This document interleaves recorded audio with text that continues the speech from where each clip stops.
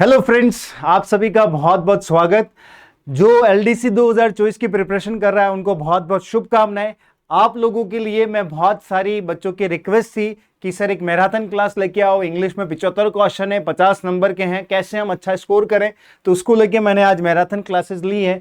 Previous year और most important questions को मैंने लिए हैं, ठीक है, विथ एक्सप्लेनेशन के साथ मैं आपको समझाऊंगा। और आपको मैं बता दूं, एलडीसी 2024 के एग्जाम को ये टारगेट करके हमने वीडियो रिकॉर्ड किया है। अब अंग्रेजी में भी आपके कितने नंबर आएंगे? पूरे नंबर। तो बहुत बहुत स्वागत। अब हम सीधा पहले क्वेश्चन की ओर जा रहे हैं, ठीक है। तो पहला क्वेश्चन आज का ये रहा हमारा। तो ये क्वेश्चन आपके सामने रहा और इसका आपको आंसर करना है। Fill in the blank with the correct option. जिन जिनका भी एलडीसी पेपर है उन लोगों के लिए क्लास बहुत ही इंपॉर्टेंट साबित होने वाली है। तो आप सबसे मैं चाहूंगा कि आप इस क्लास को जरूर देखें, क्योंकि बहुत हेल्प मिलने वाली इस क्लास से, ठीक है। Everybody in the importance of playing games. देखो, इन चार ऑप्शन में से आपको एक सुटेबल आंसर लगाना है। तो आपको मैं बता देता हूं, सबसे पहले अगर जिसका बेसिक भी क्लियर नहीं है, जिसको कुछ नहीं आता है, तो मैंने काफी सारे इंपॉर्टेंट मोस्ट यूजफुल वीडियोस आपके लिए अपलोड किए हैं मेरे चैनल पे, आप जाके देख सकते हैं। कंटेंट के भी मैंने डाल रखे हैं वीडियोस, वोकैबुलरी के डाल रखे हैं, प्रीवियस ईयर के भी मैंने काफी वीडियोस डाल रखे हैं।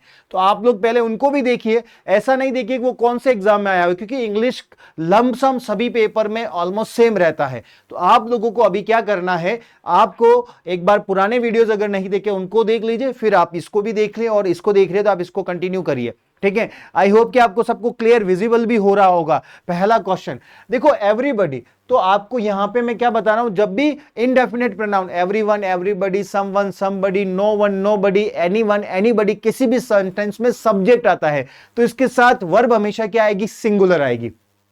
तो ध्यान क्या रखना है? Everybody is coming, are coming नहीं। Everyone is helping, someone is helping, someone are नहीं। समवन वाज स्लीपिंग, हम ऐसे बोलेंगे।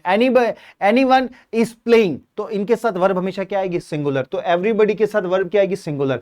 द इंपॉर्टेंस ऑफ एक प्रीपोजिशन है। इंपॉर्टेंस के साथ वर्ब प्रीपोजिशन कौन सा लगेगा? ऑफ। प्रीपोजिशन के जस्ट बाद अगर कोई वर्ब आती है तो किसमें आएगी? आईएनजी में, ऑफ प्लेइंग गेम्स, ठीक है। अब यहां पे आपको लिखना है everybody knows, know is knowing या वॉज न्यू, ठीक है। देखो, वॉज और न्यू सेंटेंस में कहीं पास्ट नहीं दे रखा है तो ये ऑप्शन नहीं होगा। आपको पता है कि KNOW मतलब जानना होता है, KNOW, ठीक है। नो, तो नो के साथ प्रीपोजिशन की बात करते तो टू लगता है, नो टू, ठीक है, साथ में जस्ट, और इसका कभी भी आईएनजी नहीं बनता है, ठीक है। आपको पता होगा प्रेजेंट कंटीन्यूअस में हमने पढ़ा था बहुत बार कि कभी भी ऐसी बहुत सारी वर्ब होती है जैसे स्मेल, लव, डिजायर, लाइक, ठीक है। इनका हम नो हो गया, इनका हम आईएनजी नहीं बना सकते हैं, ठीक है। ये परसेप्शन के अकॉर्डिंग नॉन कंटिन्यूअस वर्ब होती है, स्टैटिक वर्ब बोला जाता है, नॉन कंटिन्यूअस। तो नो आएगा, क्योंकि नो आएगा तो नो, तो जब वर्ब में एस नहीं लगता है तो वर्ब क्या रहती है? प्लूरल, तो ये भी नहीं आएगा। अब सिंगुलर आएगी तो एस लगाना जरूरी है, तो पहले या क्वेश्चन में आंसर क्या हो जाएगा?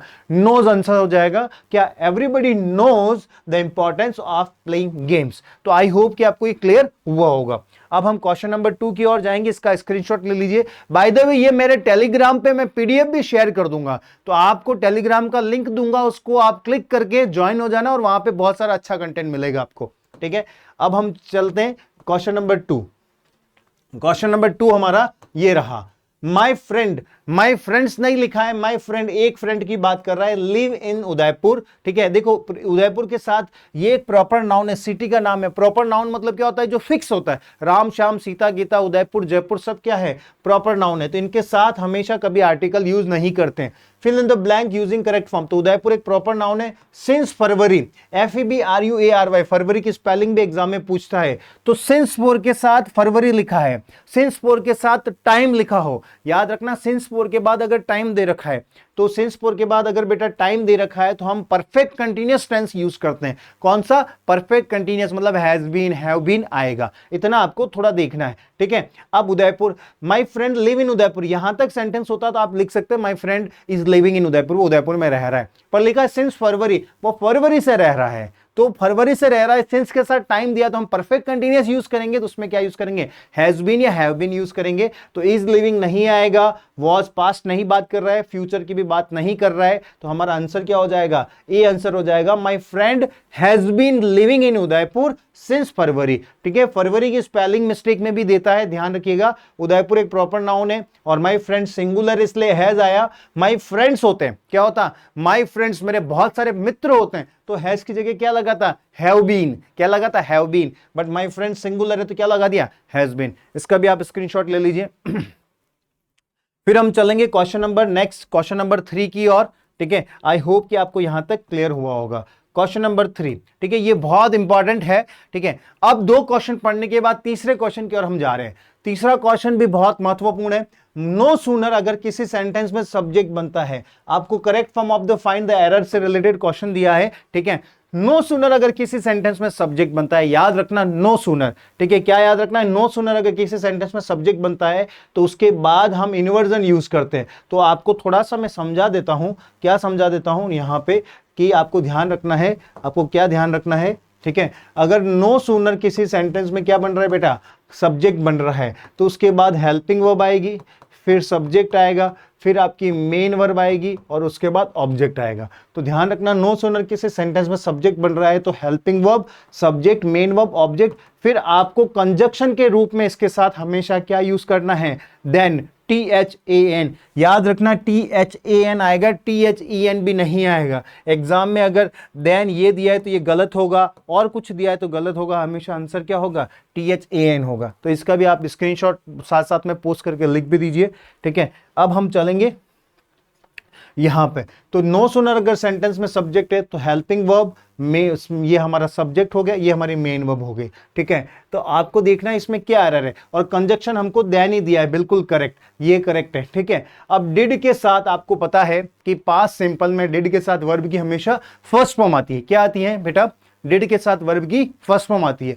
No sooner did the police arrive नहीं होके क्या आएगा, ARRIVE, अराइव होगा। ठीक है, अराइव रॉबर गेव, सेंटेंस पास में तो आगे गेव गुड देयर स्केप। ठीक है, उन्होंने पहुंचे उससे पहले रॉबर्ट्स ने दे दिए थे जो भागे थे वो। ठीक है, तो नो सूनर सेंटेंस हैड नहीं, देखो हैड के साथ वर्ब की थर्ड फॉर्म, ये हमें करेक्ट करना है तो सुटेबल इसी को करेक्ट कर दो। डिड के साथ अराइव ये दे रखा है, व्हेन द पुलिस अराइव्ड, ये गलत हो जाएगा स्ट्रक्चर, ये भी गलत हो जाएगा क्योंकि हेल्पिंग वर्ब नहीं है, पहले सब्जेक्ट है, तो ये भी गलत, 2 गलत हो गए, ये गलत, ये गलत। अब इन दोनों में से देखना है।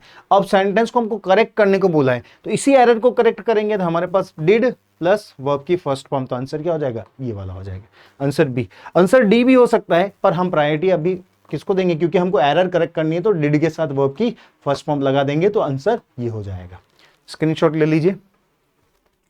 फिर हम चलेंगे नेक्स्ट क्वेश्चन की ओर, ये रहा, me and my friends are going for shopping. ठीक है, me and my friends are going, देखो 2 व्यक्ति है, मी एंड माई फ्रेंड्स 2 व्यक्ति, आर करेक्ट है, आर के बाद ING, गोइंग करेक्ट है, फॉर शॉपिंग के लिए गए। ठीक है, अब क्या अभी भी किसी सेंटेंस में मी गोइंग थोड़ी होता, आई एम गोइंग बोलोगे, इस तरह से बोलते हैं। तो सेंटेंस में ये सब्जेक्ट के रूप में आया है तो सब्जेक्ट की फॉर्म में आना चाहिए। ठीक है, तो कभी भी आपको ध्यान रखना है कि यहाँ पे मी तो नहीं आएगा। ठीक है, अब क्या आएगा, माई फ्रेंड एंड आई आएगा, माई फ्रेंड्स एंड मी आएगा। देखो वापस हम इसको नहीं ली सब्जेक्ट में, तो सब्जेक्ट यूज करना पड़ेगा, मी तो आएगा नहीं, ये गलत हो गया। आई एंड माई फ्रेंड्स आएगा या नो इंप्रूवमेंट। ठीक है, अब देखते हैं यहाँ पे इन तीनों में से क्या होगा। तो इस सेंटेंस को जब मैंने पढ़ा, एक बहुत अच्छा कॉन्सेप्ट बता रहा हूँ, ध्यान दीजिएगा।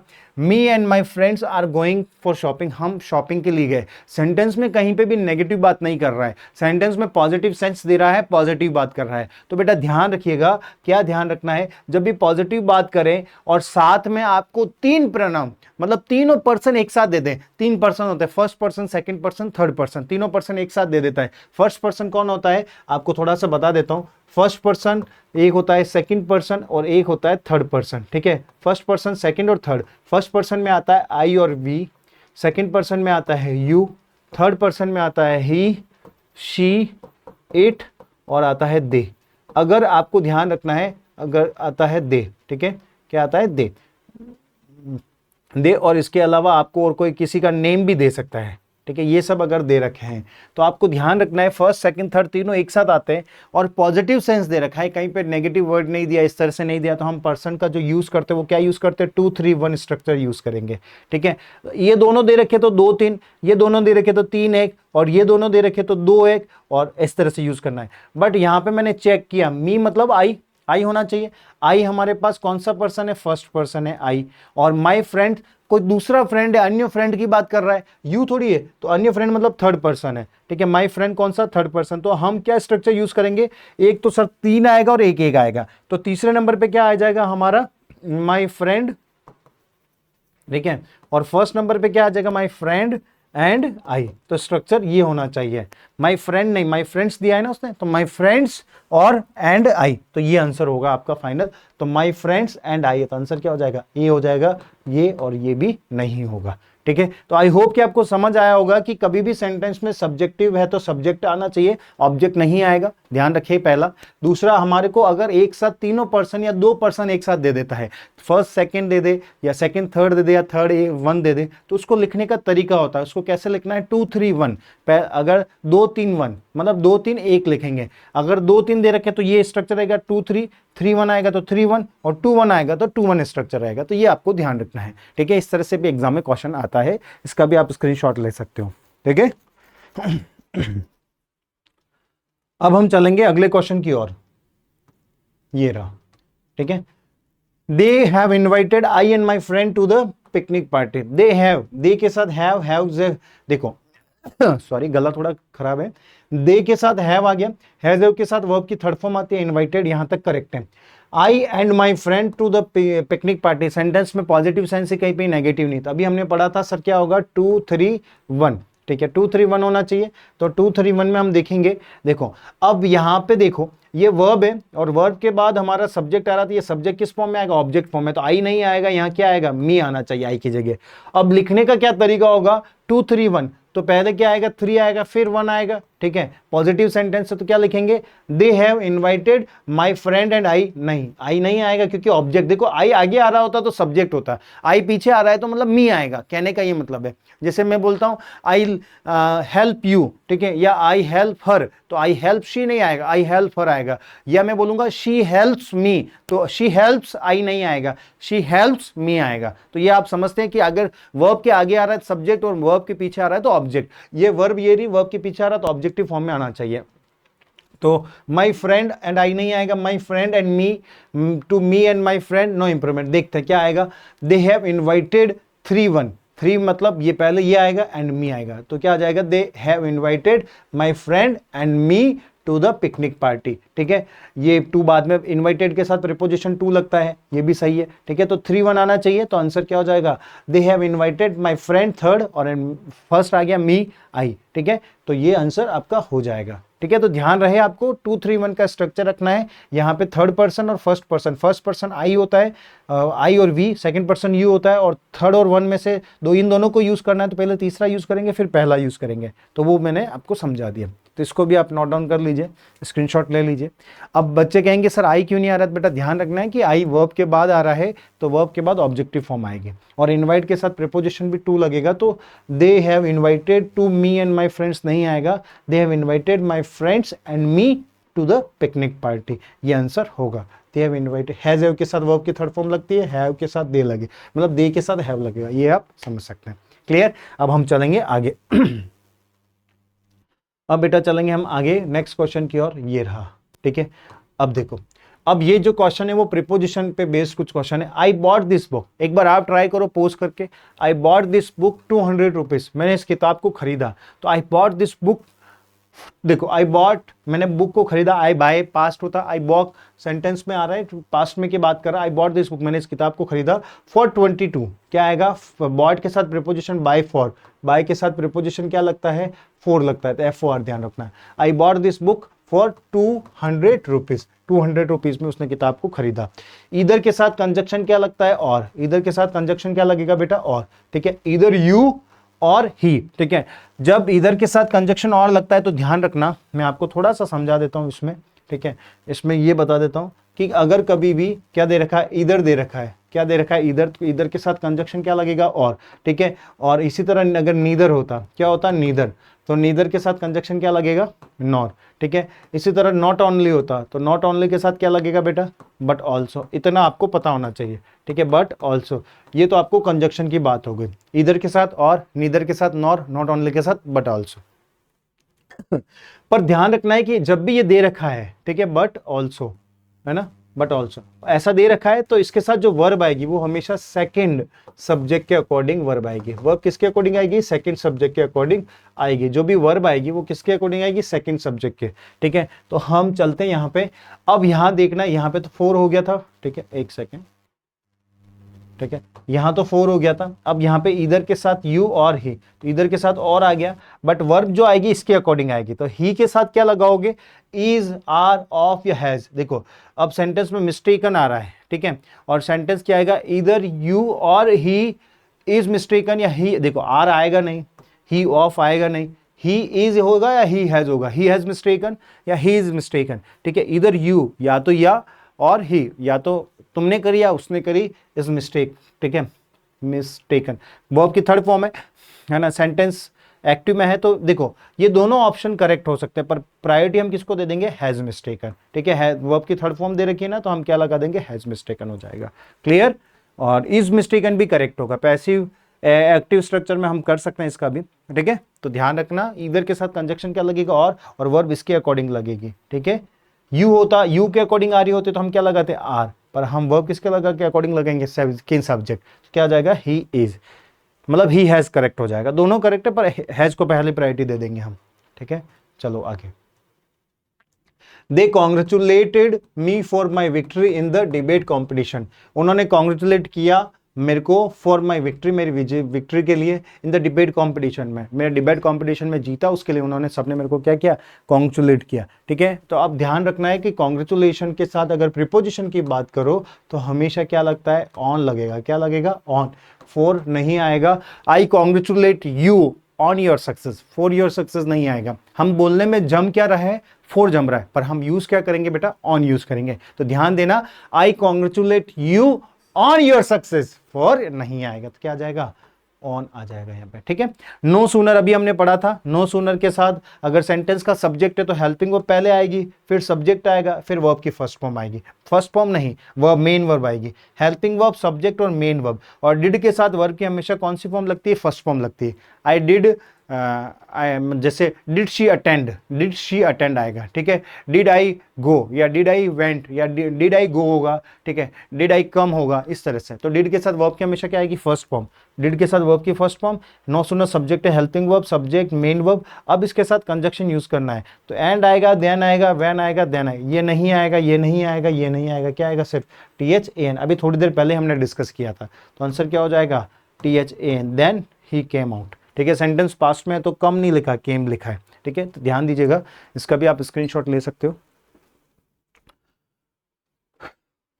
ओके। अब चलते हैं हम नेक्स्ट। ये एक बार मैं चाहूंगा आप लोगों के लिए है, आप लोग करिए, फिर देखते हैं कि कितना हो रहा है, ठीक है। अब चलते हैं। ही कन्फर्म्ड माई अपॉइंटमेंट, उसने अपॉइंटमेंट को कन्फर्म किया, देन टेलीफोन, फिर उसने किया, नहीं, he confirm my appointment the telephone, फिर उसने फोन किया, ठीक है। तो by appointment, by the telephone, appointment over the telephone, appointment on और एट, ठीक है। तो ध्यान रखना, अपॉइंटमेंट ये क्या, ओवर द फोन, जैसे ये एक फ्रेज होती है, ओवर द फोन, ठीक है, over the telephone, over the phone एक फ्रेज भी होती है। ही कन्फर्म माई अपॉइंटमेंट, उसने कन्फर्म किया मेरे अपॉइंटमेंट को, किस पे किया, ओवर द फोन, फोन पर मेरा कन्फर्म किया, ठीक है। तो क्या आएगा, ओवर द फोन, तो ओवर द फोन आंसर हो जाएगा यहाँ पे, ठीक है। ही इंसिस्टेड, इंसिस्ट वर्ड, क्या वर्ड है, इंसिस्ट, ठीक है, क्या वर्ड है, अरे एक सेकेंड, इंसिस्ट, इंसिस्ट के साथ प्रीपोजिशन हमेशा क्या लगेगा, इंसिस्ट ऑन, ठीक है। ध्यान रखना, ये मैंने प्रीपोजिशन पढ़ा रखा है। They insisted to go to Kanyakumari, नहीं, इंसिस्टेड टू नहीं आएगा, they insisted on, they insisted on, ठीक है। और प्रीपोजिशन के जस्ट बाद वर्ब आती है तो हमेशा क्या आएगा, ING फॉर्म आएगा, टू को छोड़ के, ठीक है। दे इंसिस्टेड फॉर नहीं आएगा, और ये नहीं आएगा, ऑन गोइंग, तो आंसर क्या हो जाएगा, C. They insisted on going, ठीक है, they insisted on going to Kanyakumari, ठीक है। तो ध्यान रखना, ये तो अच्छे क्वेश्चन है, दोनों इंपॉर्टेंट है, ये भी और ये भी, देख लीजिए, सेम टू सेम एग्जाम में क्वेश्चन आने के चांसेस है, ठीक है। चलो, he called to help me nobody came, ठीक है। कॉल टू हेल्प फॉर, हाँ देखो उसने कॉल्ड किया हेल्प के लिए तो कॉल फॉर होता है, कॉल फॉर मतलब को डिमांड करना, कुछ चीज के लिए क्या करना, डिमांड करना, डिमांड। कॉल फॉर का मीनिंग क्या होता है बेटा, डिमांड, ठीक है। कॉल ऑन मतलब होता है टू विजिट, कहीं पे विजिट करना।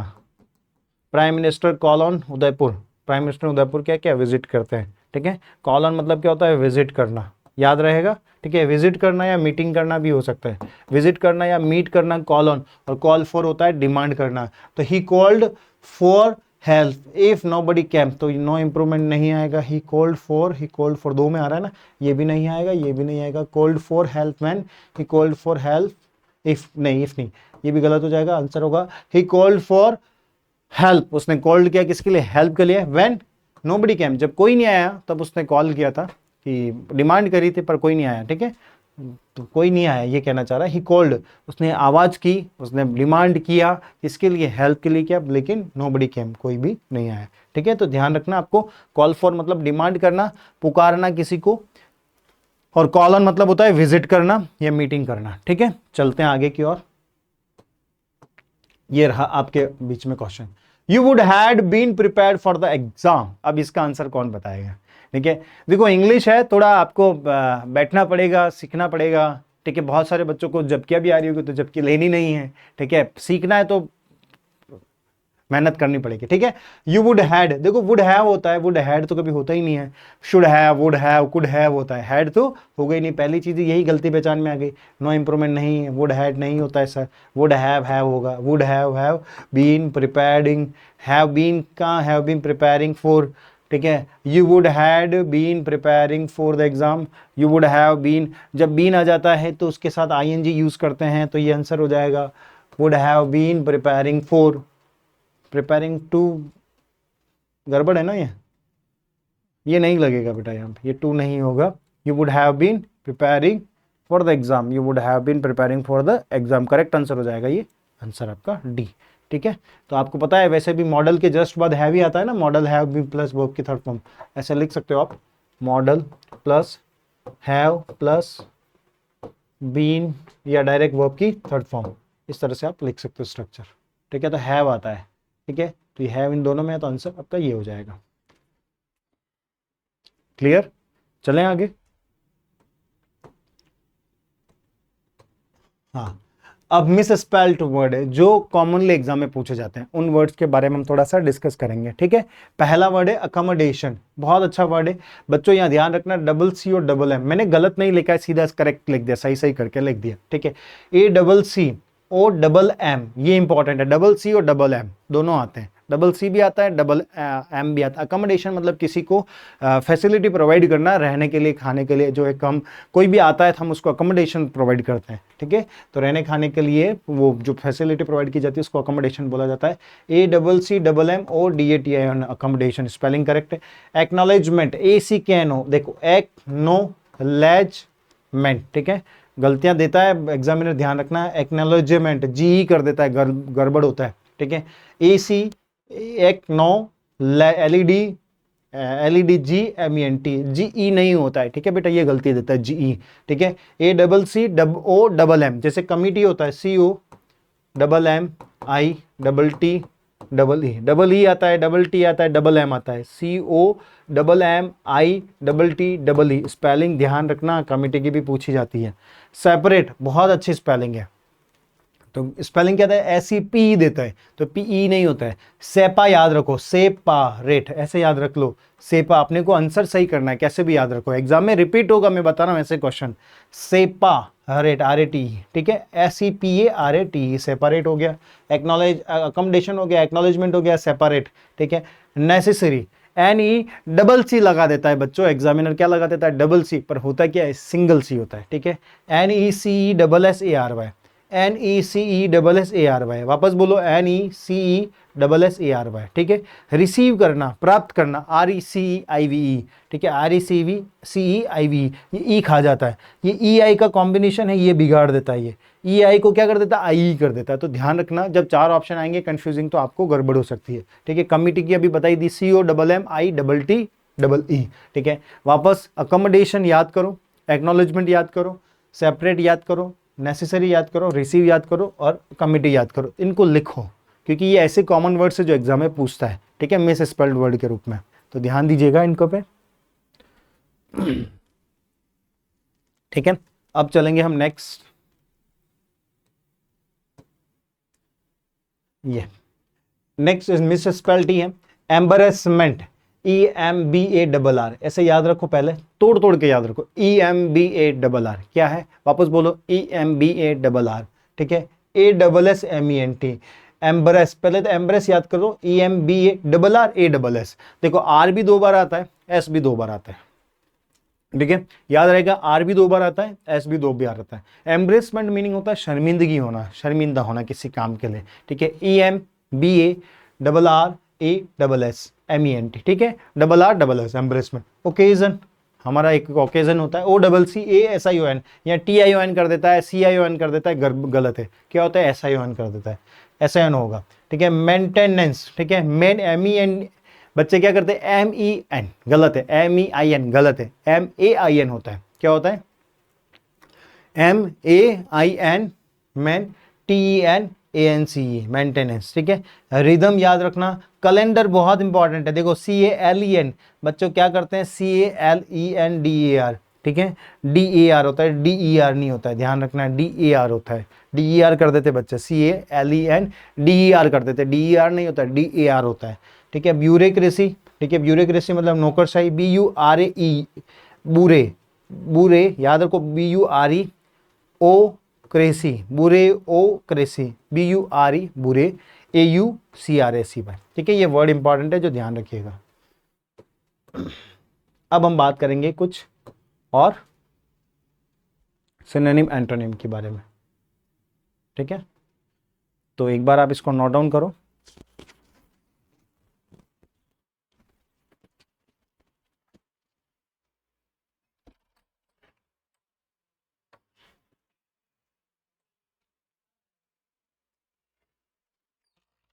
ठीक है, देखो पहला वर्ड है हमारे पास, क्या वर्ड है, अबेंडन। क्या वर्ड है, अबेंडन, मतलब क्या होता है, त्यागना, क्या होता है, किसी भी चीज को छोड़ देना, मतलब गिव अप कर देना, क्या कर देना है, गिव अप। ठीक है, पहला वर्ड हमने क्या पढ़ा, अबेंडन, अबेंडन मतलब छोड़ देना, त्यागना, गिव अप करना। सिनोनिम्स क्या हो जाएगा, फोरसेक, छोड़ना, या डेजर्ट, डेजर्ट मतलब रेगिस्तान जहाँ कोई नहीं रहता है, छूट जाता है, फोरसेक, ये बहुत अच्छा वर्ड है, एग्जाम में पूछता है। ठीक है, यहाँ मैंने उन्हीं शब्दों को डिस्कस किया है बेटा जो आपके लिए मोस्ट इंपॉर्टेंट है। ठीक है, तो अबेंडन मतलब त्यागना, गिव अप करना, फोरसेक या डेजर्ट सिनोनिम हो गया। एंटोनिम क्या हो जाएगा, रिटेन, छोड़ना नहीं, अभी भी रखना है, रिटेन करके रखना है, ठीक है, या मेंटेन करके रखना है, तो ध्यान रहेगा आपको। ठीक है, तो ये सब है, आपको ध्यान रखना है। यस, तो जो वर्ड पढ़ रहे थे पहला अबेंडन, अबेंडन मतलब त्याग देना, गिव अप कर देना। सिनोनिम हमने क्या पढ़ा था, फोरसेक या डेजर्ट। फोरसेक मतलब छोड़ देना, डेजर्ट मतलब वही रेगिस्तान जहाँ कोई नहीं रहता है, छोड़ देने से संबंधित है। एंटोनिम मतलब देखो, सिनोनिम होता है सेम इन मीनिंग, एंटोनिम होता है opposite in meaning. Similar meaning होता है सिनोनिम और एंटोनिम होता है अपोजिट मीनिंग। ठीक है, अब रिटेन, रिटेन मतलब रिटेन अपने पास रखने के सेंस में होता है, जो चीज़ें अपने पास रहती है। मेंटेन करना उसी चीज़ को, उसको बोलते हैं।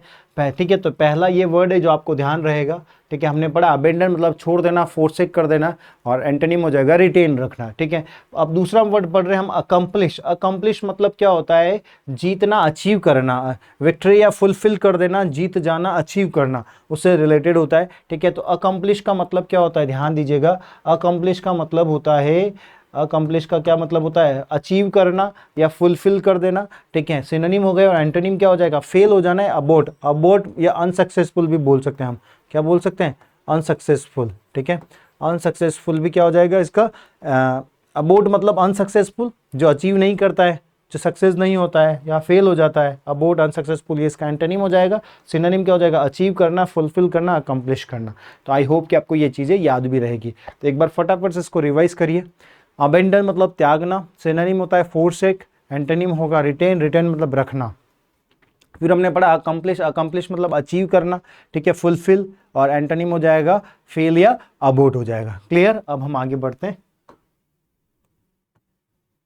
अब हमारे पास ये रहा, और नेक्स्ट वर्ड अडेप्ट। अडेप्ट मतलब स्किलफुल, ये लिखा है। अडेप्ट मतलब क्या होता है? स्किलफुल। एक स्किलफुल मतलब होशियार होना, इंटेलिजेंट होना, प्रोफिशिएंट होना, किसी काम में प्रोफिशिएंट होना या स्किलफुल होना अडेप्ट होता है। एंटोनिम क्या हो जाएगा? इनएप्ट, अनस्किलफुल, जिसमें ज़्यादा नॉलेज नहीं होता है, डल होता है। इनएप्ट मतलब होता है डल, या अनस्किल्ड भी बोल सकते हैं। तो देखो, एक 3 तरह के शब्द होते हैं, ध्यान रखना।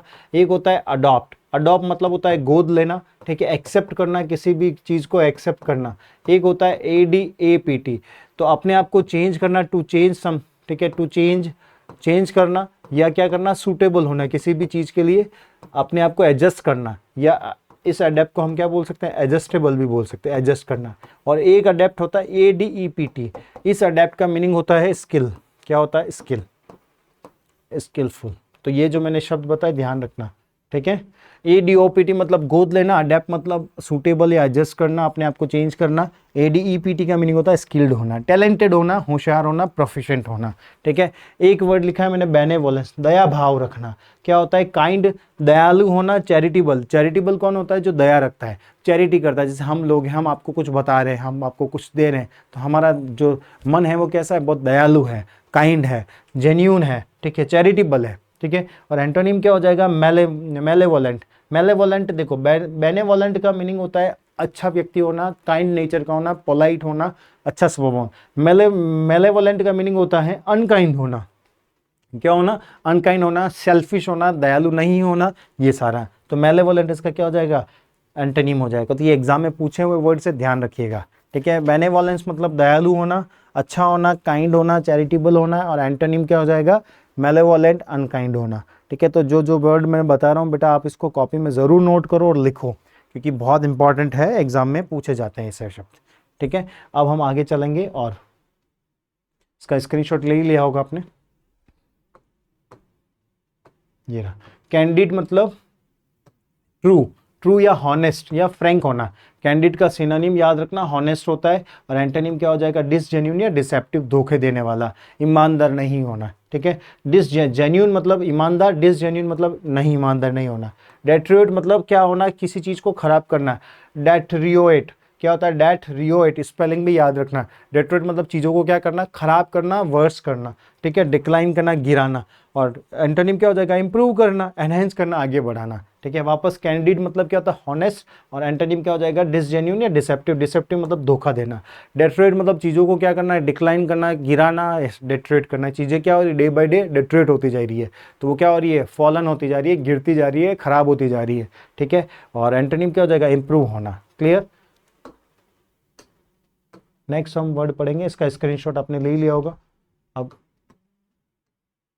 ग्रेगेरियस, ग्रेगेरियस मतलब होता है सोशल होना, झुंड में रहना। जैसे आप और मैं क्या हूँ? हम अच्छे लोग हैं, हम लोगों से बात करना पसंद करते हैं, हम क्या है? सोशल हैं, झुंड में रहना पसंद करते हैं। सोशल होना, आउट गोइंग, इधर उधर जाने वाला होता है। एक व्यक्ति होता है ग्रेगेरियस, जो सबसे मिलनसार होता है। एक व्यक्ति होता है जो अकेले रहता है, अनसोशल होता है। हम बोलते हैं ना अनसोशल होना। अनसोशल मतलब जो ग्रेगेरियस नहीं है। इंट्रोवर्ट होना, इंट्रोवर्ट मतलब जो अपनी बात किसी को बोलता नहीं है। अंतर्मुखी होना, ठीक है। एक बाहरमुखी होता है जो चीज़ों को बताता है, बोल बोल के बताता है। एक इंट्रोवर्ट होता है जो अपने आप को अकेला रखता है, बोलता नहीं है, सोल रहता है, अलोन रहता है, या फिर अनसोशल होता है, तो वो उसको बोलता है। मिटिगेट मतलब चीज़ों को क्या करना? डिक्रीज करना, रिड्यूस करना, कम करना, एलिवेट करना, ठीक है। एलिवेट करना, लेस करना, डिक्रीज करना, रिड्यूस करना, ये सब इसके वर्ड है। और एंटोनिम क्या हो जाएगा? चीज़ों को एग्जर्वेट करना या इंटेंसिफाई करना, मतलब बढ़ाना और इंक्रीज करना, ठीक है। तो ध्यान रहेगा, मिटिगेट मतलब होता है कम करना, रिड्यूस करना, डिक्रीज करना। इसका एंटोनिम क्या हो जाएगा? एग्जर्बरेट या फिर इंटेंसिफाई या इंक्रीज करना हो जाएगा, ठीक है। तो याद रहेगा आप लोगों को, जो जो मैं शब्द बोल रहा हूँ इनको आप कॉपी में नोट भी करते रहें, ठीक है। नेक्स्ट प्रैग्मेटिक, प्रैग्मेटिक होता है प्रैक्टिकल, रियलिस्टिक। प्रैग्मेटिक मतलब क्या होता है? रीजनेबल, ठीक है होता है, रीजनिंग होती है ना, रीजनिंग क्या होती है, प्रैग्मेटिक होता है, जहाँ प्रैक्टिकल चीज़ें होती है, आपको दिमाग लगाना पड़ता है। रियलिस्टिक चीज़ें होती है, रियलिस्टिक मतलब चीज़ें क्या होना, दिमाग पे डिपेंड होना। प्रैग्मेटिक प्रैक्टिकल चीज़ें करना, नॉट थ्योरेटिकल। ठीक है, थ्योरेटिकल इसका क्या हो जाएगा, एंटोनिम हो जाएगा। प्रैक्टिकल मतलब प्रैग्मेटिक, प्रैक्टिकल प्रैग्मेटिक मतलब प्रैक्टिकल करे तो चीज़ें रियलिस्टिक है। ठीक है, और एक आइडियलिस्टिक जो आदर्शों पे चलती आ रही, जो थ्योरी में चलती आ रही, जैसे हिस्ट्री आप पढ़ते हो, वो क्या आइडियलिस्ट है या क्या है, थ्योरेटिकल है। ठीक है, प्रैक्टिकल नहीं है। आप साइंस में कोई भी चीज़ करते हैं कि कैरोसिन में वाटर मिला दो तो आग लग जाती है, ऐसा कुछ हो जाता है, या ऐसा कुछ सोडियम या ऐसा कुछ, हम जो भी प्रैक्टिकल करते हैं वो चीज़ें होती है वो प्रैक्टिकल या रियलिस्टिक होती है, प्रैग्मेटिक उसको बोलते हैं। बैफलिंग मतलब होता है कन्फ्यूज़न, कन्फ्यूज़न होना, परप्लेक्स होना, चीज़ों नॉट क्लियर होना, अपनी आसानी से चीज़ें क्या नहीं है, क्लियर नहीं है, नॉट क्लियर होना। ठीक है, बैफलिंग मतलब कंफ्यूजिंग, परप्लेक्स या नॉट क्लियर। ठीक है, और एंटोनिम क्या हो जाएगा, क्लियर होना, कंफ्यूजन नहीं होना, क्लियर होना। अंडरस्टैंडेबल जो चीज़ें समझने योग्य है, रीडेबल जो पढ़ने योग्य है, तो वो सब इसके क्या हो जाएगा, एंटोनिम। तो आई होप कि ये भी चीज़ें आपको याद रहेगी। आप इसके साथ साथ अगर हिंदी याद नहीं है तो हिंदी भी आप लिख सकते हो। ठीक है, ठीक है। अब हम बात करेंगे कुछ रिपोर्टेड स्पीच।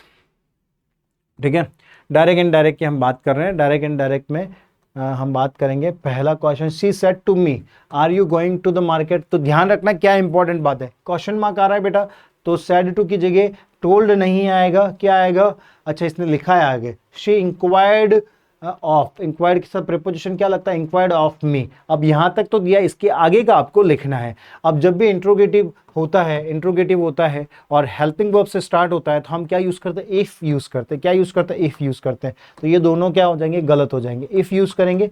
ठीक है, अब यू सेकंड पर्सन है, ऑब्जेक्ट के अकॉर्डिंग चेंज होगा। ऑब्जेक्ट क्या है, मी है, तो मी का क्या लिखूंगा, इफ आई। ठीक है, और सेंटेंस आईएनजी में आ रहा है, इजेमआर आ रहा है, तो इजेमआर किस में बदलता है, वाज वर में। तो डायरेक्ट एंड डायरेक्ट के कॉन्सेप्ट है जो आपको थोड़े पता होना चाहिए।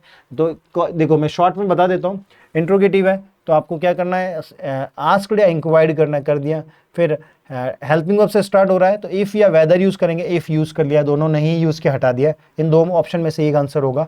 फिर हमको एक नया सब्जेक्ट लिखना है, सब्जेक्ट कौन देगा, यू देगा। यू कौन सा पर्सन है, सेकंड पर्सन, किसके अकॉर्डिंग चेंज होगा, ऑब्जेक्ट। ऑब्जेक्ट क्या है, मी, मी का क्या करूंगा, आई। अब इजेमआर किस में बदलते हैं, वॉज वर में, तो इफ आई वॉज, तो आंसर क्या हो जाएगा ये। बस इतना सा देखा, ये आंसर भी नहीं होगा। आंसर क्या हो जाएगा, if I was going to market, ये आंसर हो जाएगा। ठीक है, अब नेक्स्ट, आरव जंप, आरव ने जंप किया, जंप पास्ट टेंस में जंप किया, एंड द बॉल, पकड़ ली बॉल को। तो पकड़ ली मतलब पास्ट की बात कर रहा है, तो कॉट आंसर हो जाएगा। प्रेजेंट टेंस कैचेस, ये कैचिंग नहीं होगा, ये तीनों नहीं होगा। सेंटेंस किस में, वर्ब की सेकंड फॉर्म मतलब पास्ट में, तो आंसर भी आपको किस में देना पड़ेगा, पास्ट में, वर्ब की सेकंड फॉर्म में यूज करोगे। ठीक है, Aarav jump and caught the ball, Aarav ने जंप किया और बॉल को पकड़ लिया। We Mohan and Shyam for many years, हम जानते दोनों को बहुत सालों से। वी नोज नहीं होता है, वी नो होगा। ठीक है, वी हैव नोन या वी हैव बीन, ये तो आंसर ही गलत है, अधूरा अधूरा लिखा है, फॉर मैनी ईयर्स। ठीक है, और वैसे भी आपको पता है नो का आईएनजी नहीं बनता, ये भी गलत। और यहाँ पे फोर आ रहा है, सिंस फोर के बाद टाइम दिया है बेटा, क्या दिया है, टाइम दिया है। ठीक है, तो वी हैव नॉन या नॉन, ये भी नहीं आएगा। आंसर क्या हो जाएगा, वी हैव नॉन, और यहाँ नो का आईएनजी नहीं बनता है, और यहाँ बीन भी नहीं लिखा है, ये गलत है। ठीक है, और ये भी गलत, ये भी गलत, ये आ जाएगा we have known Mohan and Shyam for many years. For के बाद टाइम दिया है तो हैज हैव यूज करते हैं, और वी के साथ हैव आएगा, हैव के बाद वर्ब की थर्ड फॉर्म लगा दी। ठीक है,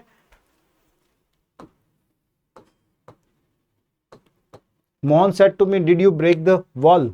अब देखो हेल्पिंग वर्ब है, इंट्रोगेटिव है, क्वेश्चन मार्क लगेगा पीछे। ठीक है, क्वेश्चन मार्क लगाना है पीछे। अब मोहन आस्क्ड, आस्क, आस्क, चारों में आस्क दिया है। ठीक है, मी का मी चारों में आया।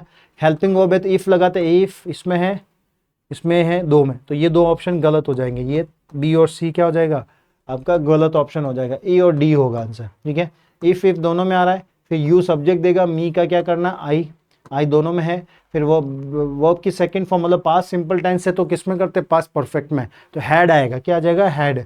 तो यहाँ पे ब्रोक आ रहा है तो आंसर ये हो जाएगा, क्या, डी। ये भी गलत हो जाएगा, यहाँ पे गड़बड़ है। ठीक है, ब्रोक नहीं आएगा, हैड ब्रोकन आ जाएगा। तो ये कॉन्सेप्ट है जो आपको ध्यान रखना है। ठीक है, चलते हैं आगे। Change into direct and direct, ये भी direct and direct, W H से स्टार्ट हो रहा है तो इफ वेदर नहीं आता है। ठीक है। You asked, ask ask ask चारों में आ गया। Me what what what what चारों में व्हाट व्हाट आ गया। यू इसके according me I, what I, तो ये गलत हो गया। ठीक है। डब्ल्यू एच के बाद नया सब्जेक्ट आई। फिर सेंटेंस प्रेजेंट कंटिन्यूस में दे रखा है, इज एम आर दे रखा है, तो वॉज वर्ब में बदलना है, तो एम भी नहीं आएगा, ये भी गलत, हैड भी नहीं आएगा, आंसर ये हो जाएगा। आंसर क्या हो जाएगा? सी। मैं जो बोल रहा हूँ उस पर ध्यान दो, वापस बताता हूँ। यू आस्क्ड मी, ठीक है, डब्ल्यू एच है तो डब्ल्यू एच के बाद नया सब्जेक्ट यू आई, फिर इज एम आर किस में बदलता है? वॉज वर्ब में, तो आई वॉज। ठीक है। फिर आगे को पता ही है, और बाकी यहाँ पे वॉज आ रहा नहीं, आगे क्यों करूंगा मैं? जब ये गलत हो गया, ये गलत हो गया, ये गलत, तो आंसर ही हो जाएगा। ठीक है, हो गया ना? हाँ, अब हम बात करेंगे डायरेक्ट इनडायरेक्ट के बाद। चलो ये कुछ देख लेते थोड़ा। ठीक है, ऑडिबल है? ओके। ये पूछा है सेंटेंस का टाइप कौन सा? मैं गॉड ब्लेस यू। जल्दी बताओ, ये तो ऑप्शनल है, एक्सक्लामेटरी नहीं, असर्टिव नहीं, ऑप्टेटिव, इच्छा सूचक है ना। मे से जब भी कोई स्टार्ट होता है, एम ए वाई से, तो हमेशा वो कौन सा सेंटेंस होगा? ऑप्टेटिव। ध्यान रखना, मे से कोई भी वाक्य स्टार्ट होता है तो वो क्या होगा? ऑप्टेटिव। ठीक है, ओके। चलो, ये मैं थोड़ा सा पार्ट सेकंड 2 में डालूंगा, तो आई होप कि आपको यहां तक चीजें क्लियर हुई होगी। ठीक है, तो इसको एक बार वापस आप देखना, जहां जहां पे इंपॉर्टेंट क्वेश्चन है उसको आप नोट करिएगा। Okay, thank you so much, have a great day. आप सभी का बहुत बहुत धन्यवाद, थैंक यू। ठीक है, और हम देखते हैं आगे का सेकंड पार्ट और